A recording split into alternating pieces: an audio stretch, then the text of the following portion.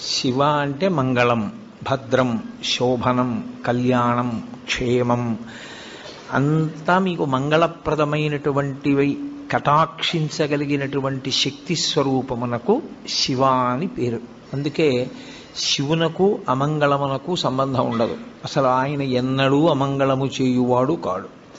ఎప్పుడూ మంగళం చేసేవాడెవరో, ఎప్పుడూ భద్రాన్ని చేకూర్చేవాడెవరో, ఎవరి అనుగ్రహం చేత శుభ పరంపర మనకి కలుగుతుందో అటువంటి మహానుభావుణ్ణి శివ అని సంకేతిస్తాం.